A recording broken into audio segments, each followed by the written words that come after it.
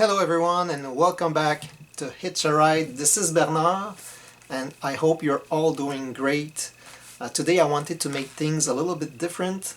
I wanted to jump in a contest that's organized by Rob over at Northern Revolutions. Hi Rob, I hope you accept my late entry. Well, maybe not late, maybe it's at the very last minute.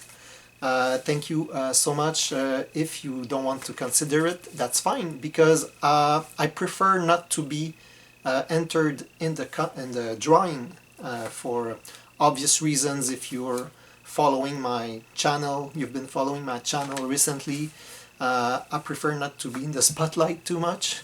So that's my participation for fun, and I thought the topic was super interesting, make me think a lot. And so that's it. That will be my entry. So what is the topic?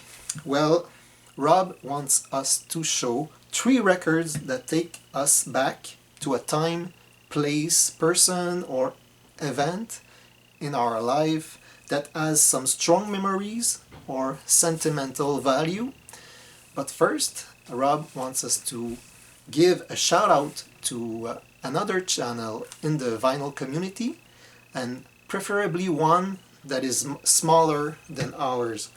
So I mean, I think every channel is bigger than mine. So, but when I do shout out, I like to give a shout out to my great friend Phil over at Destination Vinyl. I never miss any video that he makes, and he doesn't do much these days, but I mean, you can go to his channel, go back and watch anything he did. Phil is funny and Phil is interesting. He's a fellow Canadian as well, just as you, Rob, and he's a vinyl only addict. He loves his vinyl, he's passionate, and he's knowledgeable. So Phil over at Destination Vinyl. And also I wanted to give a shout out to Ambi. Ambi has been super supportive to me. She's a CD collector. I think she used to be a vinyl collector as well. Now she's into CDs, which is fine by me. Ambi is super nice. She never shies away from giving her frank opinion, and she's simple and very friendly, and always there, and positive. Also, I like her positivity. So her channel is simple. She makes short videos, so it's not complicated. I like that. Ambi is great. Go check her out. I'll put both links in the description below. So those are my shout outs for today. But I mean, with the lottery, I discovered and went deeper into so many great channels. So I would extend that to anyone who's been a volunteer in the lottery this year. I mean, I can give a shout out to any one of them. I mean, seriously, awesome stuff, awesome people. So go check out my my recent videos and go encourage everyone you see in there. They're all, I mean, you can't go wrong. So that's it for my shout outs. So we'll get to the main part of the video now, which is my 3 records that I showed. Well, I chose a vinyl record, a cassette, and a CD, so I hope you don't mind, Rob. I wanted to choose records only, but you know, I decided that I wanted to talk about those particular albums, and they happen to be 3 different formats, so I hope you don't mind. So the first one takes me back a long time ago. I was well, I don't know exactly which age I am on this. I think I'm maybe 9, 11, 10, I think 10. I would say I was 10 on this, and that's about the age I was, maybe 9, when I received an album for Christmas, and I wanted to have this album.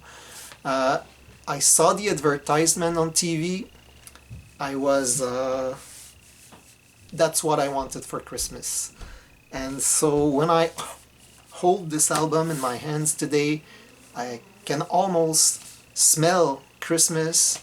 I remember the packaging it was in. I remember the feeling of opening it, listen to it for the first time. I wanted this album so bad because it's a compilation album that was advertised on TV. I knew the tracks that was there on TV, and I wanted them all. And so this album is called Here Come the Hits. So it's a very innocent compilation. These days, anyone would take this would not give attention to this compilation too much. Maybe it's it's in the dollar bin somewhere. And this is the actual one I received when I was like 10. It consists of hit songs from 1984. There are a couple of tracks from 1985 on this. So my guess is that I received this album in December 1985 at the age of 9. So here come the hits with hit songs like Shout by Tears for Fears, Black Cars by Gino Vanelli, Neutron Dance, all kinds of stuff. One Night in Bangkok, Hang On to Your Love by Sade, A Criminal Mind by Gowan, Somebody by Bryan Adams, and on and on. Walking on Sunshine, Invisible by Alison Moyet, Small Town Boy, Bronski Beat, Can't Fight This Feeling. Well, The Warrior, Lover Girl. Look at the track list. Those are the kinds of songs that I was really interested in at that age. And and I remember I was that because I didn't have too many albums. I had like Michael Jackson, Thriller at the time. We had cassettes. We had a few things, Duran Duran, stuff like that. I didn't have a huge collection at the time. I was very young. A couple of things, and so that was a very important piece of my collection, my very very small collection. And I was drawing. I remember drawing this on paper, and like recreating the artwork on a piece of paper, and so great memories of this. There are tracks that I remember I was not liking. I didn't like them at the time, like Can't Fight This Feeling by REO Speedwagon. And this is funny because today I have most of their discography, the old REO and the later REO as well. So it's and there are songs that I used to like now that I don't like too much. But most of them I still enjoy them a lot. The one song that I'm talking about that I'm not too fond of these days is Obsession by Animotion. Some of you may know the classic synth part in this song. I like that part, but I think the lyrics are a bit well, not too interesting to me these days. But those songs are crazy good, and I mean I cherish this collection of songs, this item, and I'm super glad that I kept it all those years. So here come the hits, my Christmas gift from when I was very young, and a very important piece for me. So, and now let's go further in my life, maybe 5 years later, 4 or 5 years later, in 1989. I was like, 15. I used to be a goaltender. I was playing hockey, and I was a goalie. And in these years, in this period of my life, it was pretty intense. I mean, it was a competitive team, and pressure and tournaments and stuff like that. I developed an habit of mentally preparing before each game. And I was in my bedroom, and I had like some kind of a ritual to visualize and get ready. I mean, to make a few, not exercises, but like I was juggling with balls, with tennis balls and stuff like that. And my preparation, uh, I always had the same songs, at least for that whole year in 1989, 1990. I had the same three songs as the background music when I was preparing and I was getting ready, like an hour before leaving for the game. I was doing that, and so the cassette I was playing all the time before every game, so a couple of times a week.